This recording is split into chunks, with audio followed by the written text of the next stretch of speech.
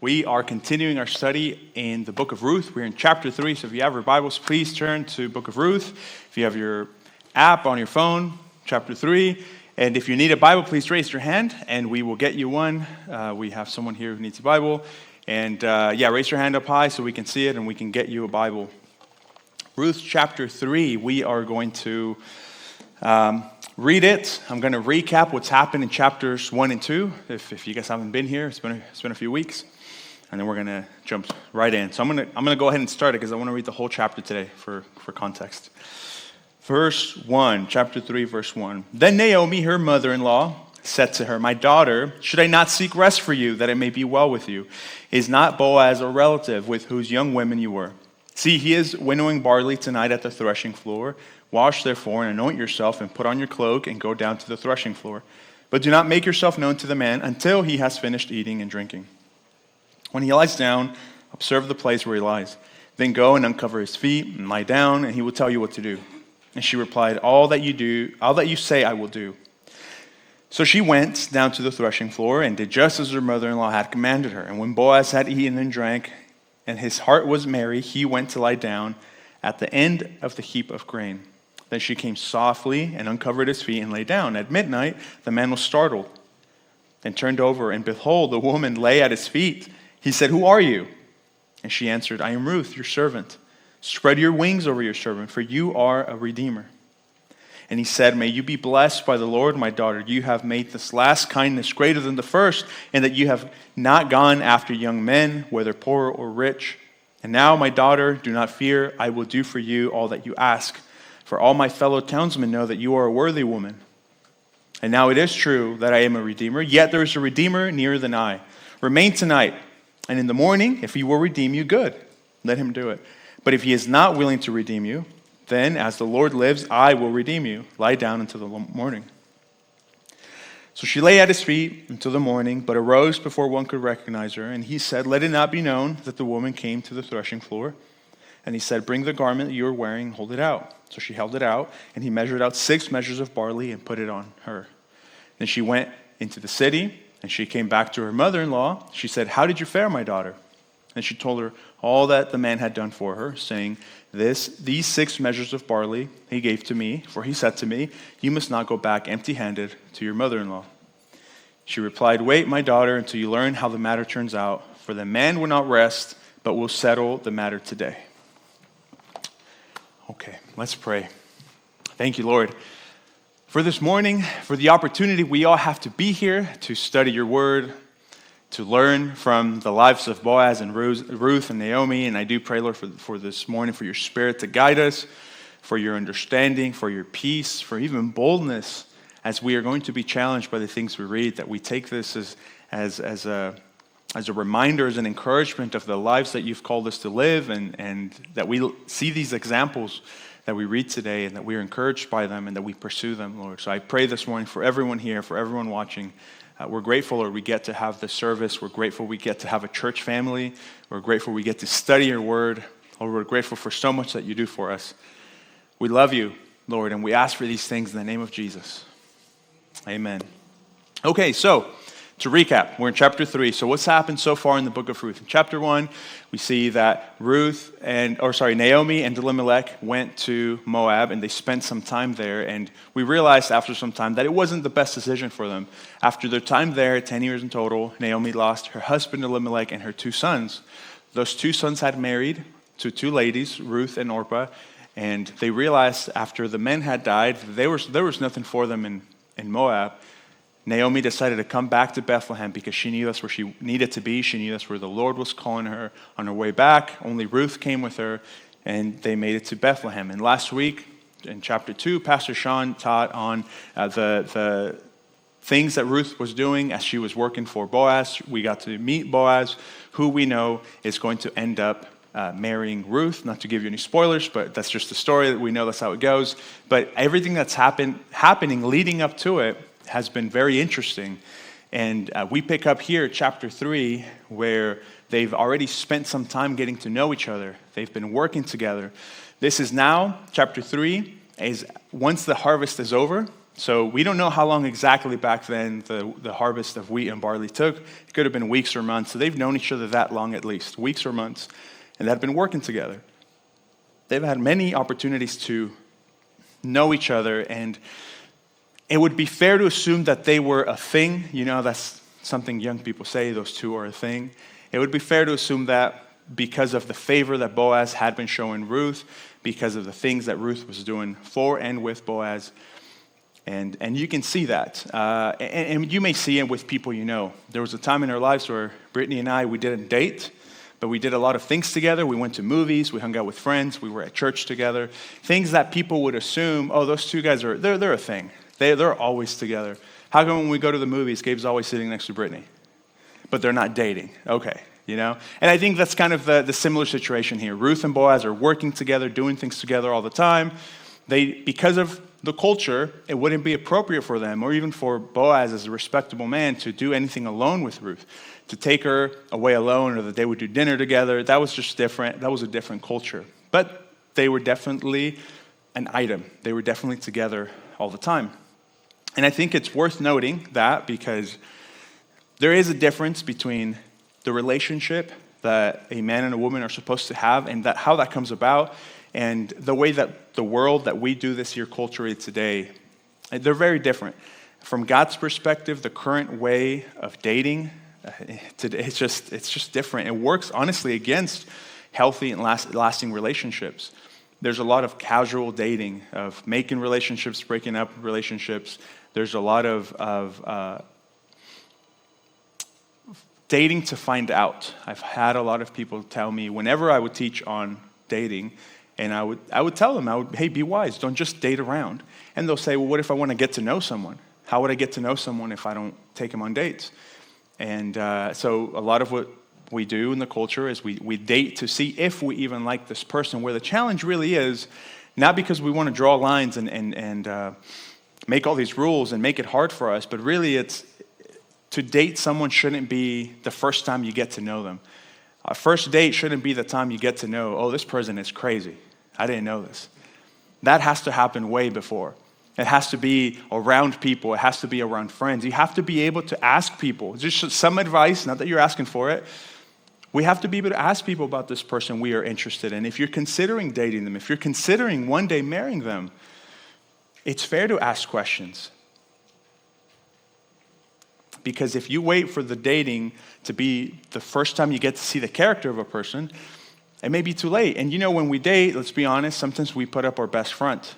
We put on our best clothes. We wear cologne. The one time we ever wear colognes on a date, for the guys, ladies' perfume, right? We do things we don't normally do because we want to put up our best self. And it's normal. And honestly, it's a form of respect. But of course, naturally, when we go on dates, we only talk about the things that we are interested in, or we only put ourselves, our best selves first. And if we all depend on those dates to see if this person is a good person, we may not be seeing the realness. The thing we see here, and the thing that is suggested, is to value the character of the person you're interested in by asking questions and asking people around them questions. And just a side note on this, here's some questions that you should ask to try to get to know where the person's heart is. How are they at church? Because that matters. Do they go to church? Do they know Jesus? That should matter to us as followers of Christ if the person we are considering knows Jesus. What is their work ethic? Are they lazy? Are they hard workers? What do their coworkers say? That matters. And maybe they dress nice, and maybe they have a nice car. But are they in crippling debt because of those nice clothes or nice car? That matters too. And I don't want to be superficial, but it's really easy for us to pretend we are something we are not. Do they serve people around them? What do Christian people say about them? And notice I say Christian people. What do Christian people say about them? Because the values of a Christian person is different than the values of your friends, your comadres, your people who will tell you what they think you need to hear. You need to have friends around you that are willing to call you out and say, hey, this person's not good for you. How are they in a group of friends? I can't remember who told me this, but it always stood out. They told me that the best way to know how a man is going to be to his wife in the future is how they treat their mom. How a man treats his mom is a very similar way to see how you may be treated in the future. And not that that's a proven biblical thing that I'm telling you all to do, but I think there's something there about weighing the character of someone. How do they interact with people? How do they interact with their family? How are they speaking to their own mother? And how they do speak to their mother may be a sign of how they may end up speaking to you. What Ruth and Boaz got to do is they got to know each other without pressure. They got to know each other around people. They got to know each other around good people. And they got to talk about things, as I'm sure you do while you're out working, and you're able to talk about different things. And you're not dating, you're just around people. And that's a good way to know someone. An example I shared in first service was how I got to know my wife, Brittany. The most we got to know each other was when we served together at our church. We used to go to church in El Centro. 10 years ago, we served at VBS in Nyland. We led it, and we would go from El Centro to Nyland every day for this vacation Bible school. And that week was the most time we spent together. We'd see each other during the day, and we'd work together. We got to talk a lot and talk about the thing, just about work things, church things, life things, but we were around people, and we were working with people. But that was also the time, as we did a lot of things together, that I started noticing things, like how come every time we drive to Nyland, she always ends up in the same car I am? I don't know. How come when we were serving together, VBS has different stations, how come I always ended up being in her station? Just coincidence, I guess. A lot of things like that happened, that we ended up being together all the time. After VBS was over, I'd always wait, and I want to make sure I'd leave until she would go home. So I'd stay and hang out as long as I possibly could. And I'd lie to myself, and I'd lie to others. Oh, it's a coincidence. I'm just hanging out. And, Brittany's, yeah, okay, I'm leaving too, I would imagine that is the similar thing that's been happening with Ruth and Boaz. They've been working together for weeks, for months, around friends, around people, and they get to work together, and they interact, and they joke. Almost to the same degree that I thought, that specific week in VBS, I had my friends telling me, and later I found out telling Brittany as well, that they were like, hey, Gabe, we know you like Brittany.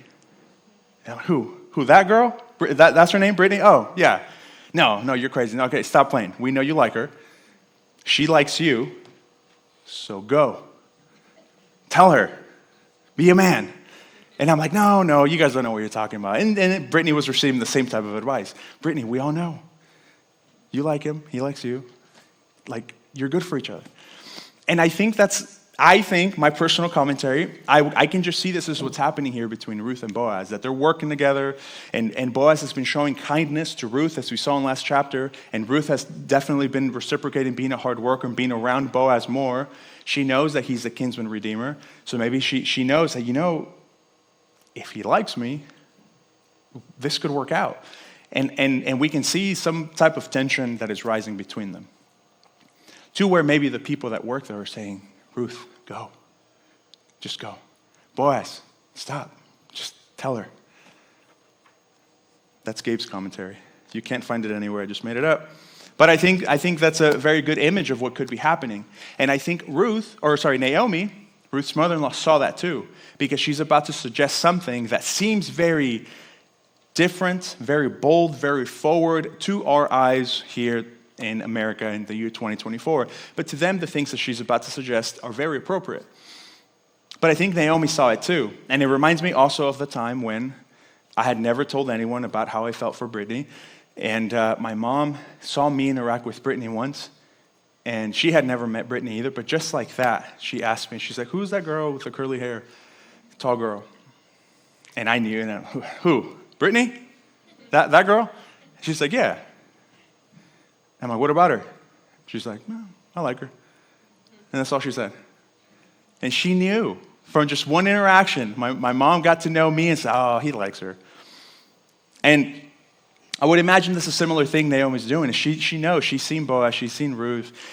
Naomi knows he's the kinsman redeemer. So Naomi, in her wisdom as a mother, as a mother-in-law, she's like, think this is meant to be. So she comes to Ruth, and she says, should I not seek security for you as your mother-in-law? Should I not care that you find security? She really loves Naomi, Naomi really loves Ruth, and she wants to look out for her. And she says she wants to help her find security. The Hebrew word for security here that is used is the same word we saw in chapter 1 that in our English Bible they use for the word rest. They use it interchangeably because Naomi is saying that in marriage, a woman is supposed to be able to find rest and security. And Naomi wants that for Ruth. She told Orpah and Ruth that in chapter 1, I want you to find rest and security, but she's telling Ruth now, I still want you to find that rest and security. She knows that she can find that in marriage to a good man. So ladies, let this be a reminder that your future husband should be a man that provides. Pick a man that leads you to that. On what Naomi's about to say, and we're going to break it down because it sounds crazy, one might think that it's very inappropriate what she asked Ruth to do. But remember, this was rooted in an ancient tradition for Israel. And we know that because she asked, isn't he our relative? Isn't he our Goel, as Sean explained last week, our kinsman redeemer? They knew Boaz was the kinsman redeemer, the generational redeemer for their family. The Goel, just to recap from last week, the Goel, sometimes translated kinsman redeemer, had a special defined role in Israel's family life. The kinsman redeemer was responsible to buy a fellow Israelite out of slavery. That's Leviticus chapter 25, verses 48. So if someone in your family was sold into slavery, it was the kinsman redeemer's job, the family's job, to buy them back. The kinsman redeemer was responsible to be the avenger of blood, to make sure that the murder of a family member answered to the crime. We see that in Numbers chapter 35, verse 19. He was responsible to buy back family land that had been forfeited. We see that in Leviticus 25, verse 25. And lastly, he was responsible to carry on the family name by marrying a childless widow. Deuteronomy 25, verses 5 through 10, which is what we're seeing now. He was the Goel, he was the kinsman redeemer, and he was recognized as the kinsman redeemer. Ruth knew it, Naomi knew it, perhaps people around them knew it. So it may seem forward to us, but it was proper to approach Boaz about being the kinsman redeemer. So verses 2 through 5, Naomi lays out this plan. She says, he is winnowing barley tonight at the threshing floor. Wash, therefore, and anoint yourself. Put on your cloak and go there. She says, don't make yourself known until he's done eating and drinking. When he lies down, observe where he goes. Go, uncover his feet, lie down, then he'll tell you what to do. With our eyes, this seems weird. We can read this, again, with our eyes in our culture, and there could be some sexual tension here. But again, this is not who they were. This is a respectable situation because Boaz was a respectable man, and so was Ruth. And something interesting here, the very first part, she says, therefore wash yourself, anoint yourself. What's that equivalent to? Her basically saying, Ruth, before you go, take a shower, anoint yourself with oil, which was, to help her smell good. They didn't have the same things we do, the soaps and body wash and lotion. So she's put, wash yourself, put on some anointing oil. She says, wait till he's done eating, wait till he's done drinking, wait till he lies down. And she reminds us really how simple a man is, because she basically just said, wait till he's done eating and drinking and go see him. And just make sure that you take a shower.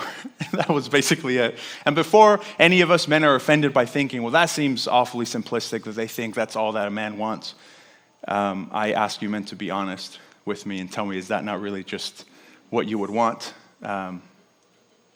That's just me again. I have a lot of things in my own commentary that you will never find. So she gave her very simple instructions. Now then she goes and says, uncover his feet and lie down. This is also one of those things you can read and say, okay, explain this one. What does that mean? Uncover his feet and lie down. We don't know where he was sleeping. Was it a bed? Was it on the ground in a cot? I would think it's the last one. He was on the ground because it says here that he was sleeping on the threshing floor, which is where they keep the grain. And Boaz was a businessman, and he had people working for him, and they kept all their grain and barley in these storehouses. But remember, this is during the time of Judges, so a lot of things were unorderly. There was a lot of wickedness, a lot of thieving. We see in 1 Samuel chapter 23 that there's scriptures where it tells us that people would go and kill the people watching these rooms to steal the harvest. So that tells us why he was there. And he was likely just sleeping on the ground, protecting his grain that they had been working so hard for weeks and months. So he was probably just laying on the ground with, a blanket or something there. So he's laying there, and then Naomi says, Ruth, go and cover his feet and lie down. This gesture may seem weird today, but how we need to take this as, for them, this was a sign of total submission, to place themselves at their feet and literally say, I am submitting to you. I am trying to be humble and present myself, what I'm about to tell you, with total humility. So she literally lay at his feet. That's what it was. And the bigger picture, so we don't lose sight of it, is that Boaz was the kinsman redeemer, and he was a candidate to be the kinsman redeemer, and Ruth was just going to ask him, would you be our kinsman redeemer? We've had loss in our family. Elimelech's gone. My husband has died. We're childless. We're widows. And may we humbly ask you to be the kinsman redeemer of our family. And it's hard for us still, after explaining it, to read it and think that it really is that innocent. Because a woman going to a man's house in the middle of the night doesn't seem that innocent. But that's not the case. And remember, there's a reason that Naomi sent Ruth. She knew that Boaz was an honorable man. She knew that she wasn't sending Ruth to a trap. And Ruth did too. That's why she agreed to do it. She wasn't concerned about what would happen to Ruth. So let that be a reminder now to the men of the type of men we have to be, the type of integrity we have to have, that people around us trust us to be men of integrity, men of character. Especially in a day like today where the world is telling us that everything a man is supposed to be is everything God tells us not to be.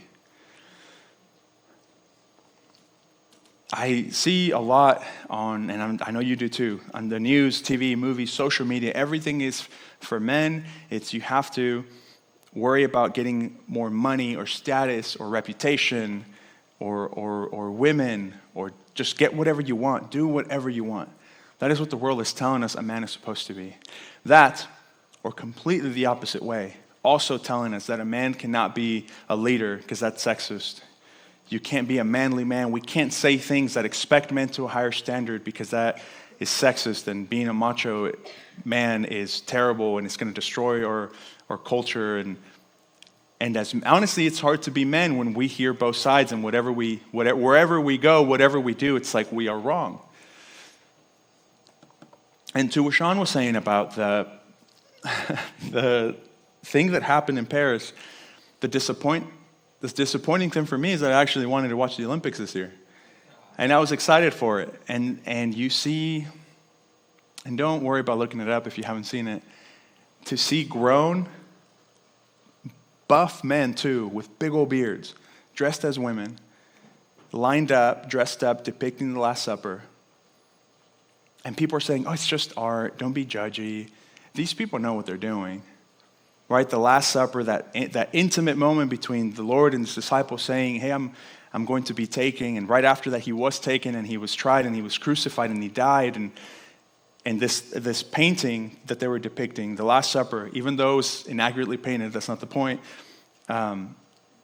they're trying to mock that. And they're telling us that we are supposed to celebrate those men, but call them women. And what they did was right on. That's what we need to do. We need to celebrate that. And this isn't hate speech, like Sean said. This isn't about them. This is about what the enemy is doing to men. It's the reality of the world that we are living in. We have to understand the times. We have to understand what the devil is doing. The devil wants to distract and divide us men. All of us really as a church, but let me focus on the men here because we're talking about Boaz and we're talking about being a man of God. He wants to distract us so we don't focus on what's important. And it may not even be temptation to sin. It may not even be sin. It could just be the fact that we are distracted doing our own thing. Totally apart from what the church is doing, what we're supposed to be doing with our family. The more we focus on ourselves, on our career, material possessions, on TV, whatever it is, the more we focus on that, the less time we have to spend with our spouses, with our kids, with our church, with our family, the people around us. The more we focus on us, on what the world tells us to do, the less we focus on what is good and what is holy. Corrie ten Boom has a quote. She says, if the devil cannot make us bad, he will make us busy. And I see that. Because a lot of the things that we do, if you say, I can't make it to church, I can't make it to this, I can't make it to that, I may ask you, okay, well, what do you do? And what you do doesn't have to be bad. It doesn't have to be sinful. It just means we're busy. We're busy doing things that aren't sinful, but it's still keeping us away from doing the things that are good. I want to challenge you on that. Not judge you on that, but let us all take an honest look at ourselves and say, what is the Lord calling me to do in my life, me and my family? Am I doing that? Don't hear me say that because it'd be really easy for you to think that we have an agenda ourselves and we need more volunteers. That's why I'm telling you this. No, that is not it. Take an honest look at what you do. Are we pleasing the Lord in what we do, or are we distracted? Are we giving time to things that aren't good for our families, that aren't good for our life and our relationship with the Lord? The devil wants to distract us. He also wants to divide us. So we don't work together. Again, back to talking to us men in here. The devil wants us to focus on petty things, to judge, point fingers at each other, so that we remain at a distance from each other. You know what happens when you keep someone at a distance? When you push them away, this distance you make keeps you outside of any type of accountability. When you choose to push someone out, you're also pulling yourself back. And that's a dangerous place to be in. We form a little island for ourselves. And whatever we struggle with, whatever we're dealing with, there's no one around us to help us. And the devil knows that. And just a shout out for a really good book called The Screwtape Letters by C.S. Lewis. The book is an interaction between the devil, a demon and his nephew demon. And it's an interaction where they write to each other letters about how to distract people, how to get them to turn away from the Lord. It's a very interesting book talking about how we are in nature. And I was reading that this week and it reminded me of this, which is a lot of what happens is the devil just has to get men to point fingers at each other and judge each other, and that is enough to keep them away from each other. Because if we were united, if we were accountable to each other, we would be there for one another, and we would be able to talk about how to be better husbands, better fathers, better leaders, better servants, if we had accountability, if we had each other to lean on. Obviously, the devil doesn't want that. He wants to keep us in our corners, in our islands, alone, separated from any type of help and accountability, because if we found accountability and if we found help, then we would do better. And then our spouses would be better, and our kids would grow up in a healthy, loving home. And then our church would grow, and then the community would change, and it all started because men started taking care of what was important. Galatians chapter 6, verses 2-3 says, bear one another's burdens and so fulfill the law of Christ. For if anyone thinks he is something when he is nothing, he deceives himself. Let's not deceive ourselves into thinking that we have it all together, or that while we don't, we're going to figure it out alone. We don't need other people to help us. That is just not the case. If it was the case, we would have figured it out by now. So we're to be wise and humble and submissive, like Ruth is showing us, humble and submissive, while also strong protectors of our house, our family, of our church. Now, because of that, we wanted to make an announcement this Sunday. Because we see these things, because these things are important to us, we are going to make some changes in our men's group, and I want to take just a few minutes to let you all know about it. We made some changes because we want more men to join us and be available for this. Our men's group has been meeting, and we're meeting the first and third Sunday of every month. We made a time change. It's from 8 to 10 a.m. now. I put the dates on the screen because, men, I do have the full expectation that you write down these dates right now because we want to see you there. And spouses, write these dates down because we want you to push your husbands to join us for these men's meetings. It's going to be a time of fellowship. We're going to have a Bible study. We're going to eat big breakfast, literally big, like I'm making pancakes this big. And the point is just faith and fellowship and food. And we want to give men the opportunity to discuss, to talk about things that burden them, to receive prayer, to receive a study. We think it's important for us to do things together as men. So again, we've had a men's ministry, but we're just making a few changes, and we want to invite you personally. Pastor Sean and I are going to be there, and we're going to be helping with the teaching, and we want to see you there on Saturday. This coming Saturday, August 3rd, we're meeting again, and we want to see you. This all also leads up to a men's conference that's going to be taking place October 4th through the 6th at Pine Valley Bible Camp. If you men haven't done a retreat, let me encourage you. It's probably one of the best things that can happen. It's a time to get away from chores, from work, from just no shame, maybe from kids, right? Take some time to work on your relationship with the Lord with other men. And there's going to be great food, a great speaker, time of fellowship. All it is from that Friday evening, Saturday, and Sunday when we return, we get to focus on our relationship with the Lord and our relationship with our brothers here in this building. And we want all of you guys to join us for this. And in the next coming weeks, we're going to be explaining it a little more and have registrations. There is a cost, but we've already been able to put the cost way lower than it actually is. And if still some of you are having a hard time with it, we want to take care of it. So we don't want finances to be the reason you don't attend this conference. That's how much we think this is going to impact your life, which if it impacts your life, it impacts the life of your spouse and your kids and your family and your neighborhood. And that's our mission statement is we want to reach Brawley in the North End. We want to reach the county, but it starts with us working here in our home. Now, Pastor Sean and I don't want our men's ministry to be one more thing to add on top of everything. We understand some of you do a lot and are involved in many different groups, but we do want you to consider making this a priority if you aren't involved in other things. I think this is something that if you have other things to do, we change the times and we want to work with you. But, if you have to mow Saturday mornings, we're saying, you know what, we think this is good enough. This is going to be such a great time that I would even say, can you mow earlier so that you can still make it a men's group? This isn't because we want to see the chairs full. This is because we just know that this is going to be good for us. This is why it's a big deal to me, this men's ministry, is because I just see the brokenness in homes today, and I wonder, I wonder how different my life would have been if there had been any type of talk about God in my house. I wonder if my father's life would have been different, if any man around him would have reached out to him. What if he would have gone to church? What if he had a men's group? How many lives of people we know are hurting and broken because there was no one around them to say, hey, come to men's group. Hey, let's talk. You look like you have something going on. Something's on your mind. Let's talk about that. How many lives could be changed just by doing something so simple? Gabe, why are you making this such a big deal? It's because I think it is a big deal.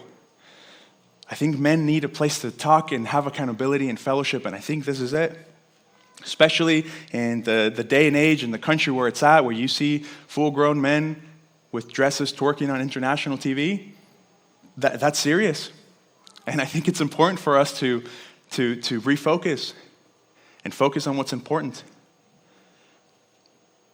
So please pray and consider joining us this Sunday because it's an important thing for us to work on our faith. Tying this all back to the passage, and sorry I went off on a rant, it's I see the instruction that Naomi gave Ruth, and Ruth was willing to say, yes, everything you said I will do. She humbly and wisely received counsel from her mother-in-law Naomi, which should be an example to men and women here. Not just from me here because I'm on stage, but whenever anyone in your life gives you good and wise counsel, that we are supposed to humbly submit and say, yes, I understand, this makes sense. I'm not going to be too proud to say no, to say I can figure it out on my own. I'm going to say yes. She said, everything you say, I will do. So verse 6 and 7, she went down through the threshing floor just as her mother-in-law had commanded, and then Boaz had eaten and drank, and his heart was merry. He went to lie down at the end of the heap of grain, and she came quietly and uncovered her feet and laid down. So it was dark. She came in quietly. It was around midnight, and she, uncovered her feet and she laid down. And it actually seems she uncovered the feet and laid down for some time, and it wasn't until midnight that he noticed. And there's many questions here. Really, my main and first question is, how did he not notice that someone uncovered his feet in the middle of the night? That is like instant, I'm kicking. What is happening here? So she uncovered the feet and she lay at his feet. Again, a sign of submission. She is here at his feet saying, I am humbly coming to you with a proposal. And she's laying there. He wakes up startled, obviously. Someone uncovered my feet. What is going on? There's no light switch, so he can't see. So he says, who are you? And she says, it's Ruth, your servant. So you can assume, okay, so he comes down and he's like, Ruth, what's going on? Why are you here at midnight uncovering my feet? And she says, spread your wings over me.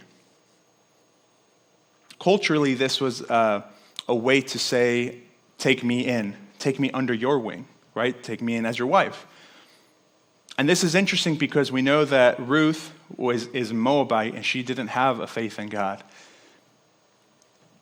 And Boaz himself has placed himself under the care of the Lord.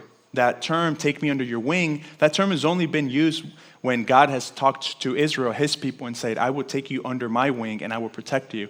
Ruth's using that same word and telling Boaz, take me under your wing. Protect me. Back to what Naomi was telling her. Rest and security is going to be found through Boaz. And she said, yeah, Boaz, take me under your wing. I am here humbly submitting to you, asking that you take me under your wings, for you are a redeemer. Again, showing us this wasn't an inappropriate thing to ask of Boaz. It was bold, but not inappropriate. I have many questions as well. I'm not going to ignore them. Why midnight? Why the feet? Trust me, I'm right there with you.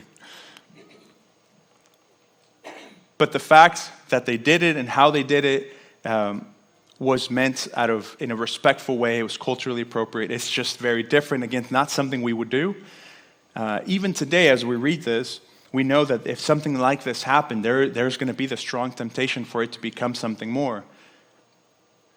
But again, Ruth knew that Boaz was an honorable man. So Ruth came to him and literally said, you are the Goel, you are the kinsman redeemer. Take me under your wing. And as Sean explained last week, Elimelech could have his family name carried on through the kinsman redeemer, through Boaz. So Boaz responds, may you be blessed by the Lord, my daughter. You have made this last kindness greater than the first, that you have not gone after young men, whether poor or rich.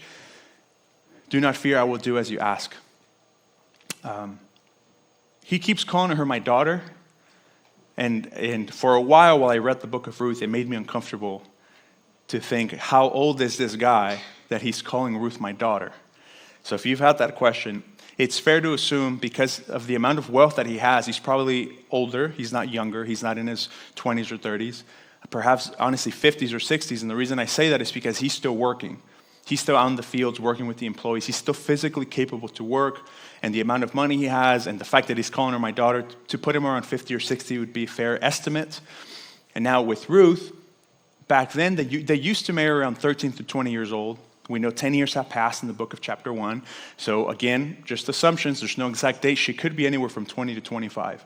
So even though she's not a teenager, she's still pretty young, 20 to 25, and he could be in his 50s or 60s. So there was an age gap. So you keep hearing him say, my daughter, and you read and you cringe a little bit like, oh, how old is this guy? But he says, the kindness that you've shown me, that you could have gone after young men, right? Ruth could have neglected this whole kinsman redeemer thing because she's not an Israelite, and she could have just gone after a younger man with money, like he says. But again, instead, because she's a virtuous woman, she chooses to stay with Naomi, and she chose to go after, to go with Boaz.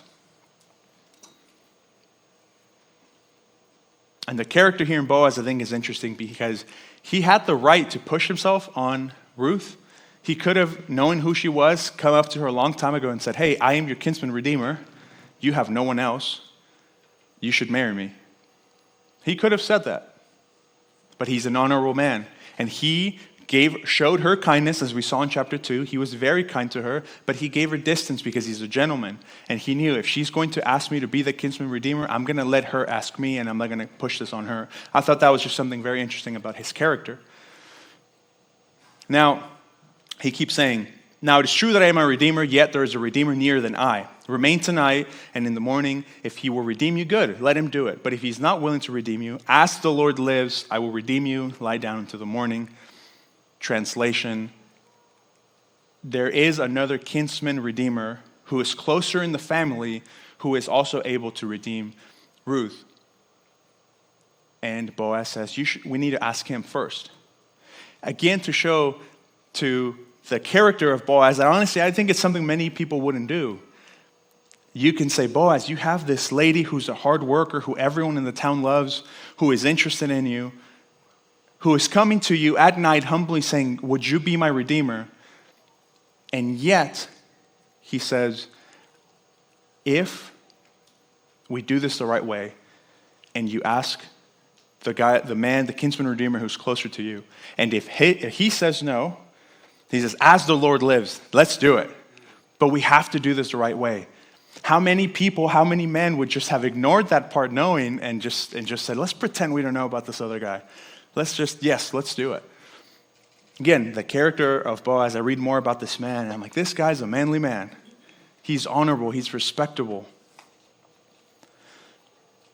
So, he says, lay here till the morning. She arose before anyone could recognize her, and he said, let it not be known that the woman came to the threshing floor.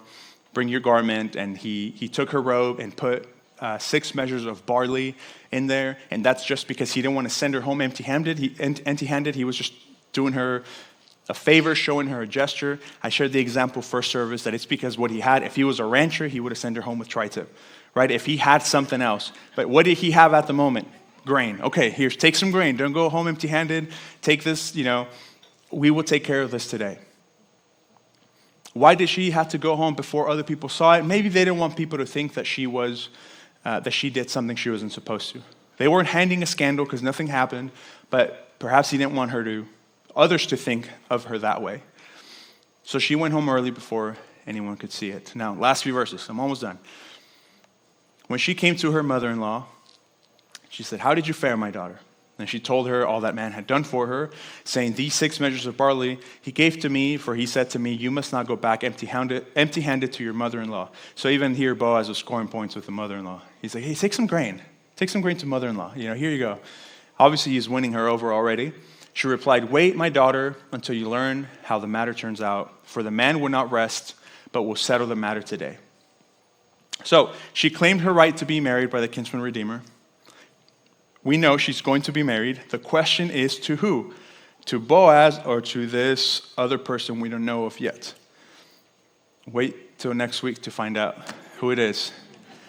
Pastor Sean's going to continue that message next week and let you know. This is as close as The Bachelor or reality TV as we have back then. It's who's she going to pick? I don't know. It's going to be good. So how do we take this, chapter 3, how do we apply this to our lives?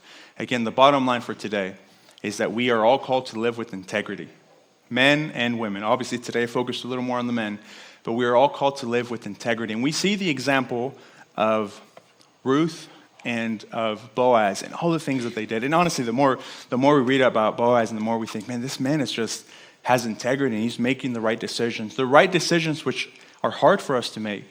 because we have to humble ourselves and not put our thoughts first, ourselves first. We need to be selfless in these things, and we see that example in Boaz. And we see the things that Ruth did and how she chose to be submissive. She chose to be quiet and meek about this all. So that's what we can learn. Bottom line is we are to live with integrity. Now, in how that works in your life this week, that's very different. Let me encourage you with this. Continue to remember not just Ruth and Boaz, but continue to remember what the Lord has done in your life. Because that really should be the main example we have of a life of integrity and virtue. The things that Jesus did, the things that make me upset about the depiction of the Last Supper and that opening ceremony is because what Jesus did was a big deal. Not something to make fun of, not something to be edgy about, not something to make fun of with art or whatever that was. Because of what Jesus did, the sacrifice on the cross, he, full of integrity, with no sin, chose to give his life so that all of us, all of you here, had a chance at redemption and forgiveness. If you've spent your lives not living with integrity and virtue, if your relationships, your marriages, your family life had been built on the wrong foundation, and things aren't going the way that you want them to be, I want you to know that because of Jesus, because of what he has done, there is a chance at redemption. There is a chance at restoration and reconciliation. No family, no relationship is too far gone that the Lord can't fix. And it starts with you knowing that it's only through Jesus that we can do this.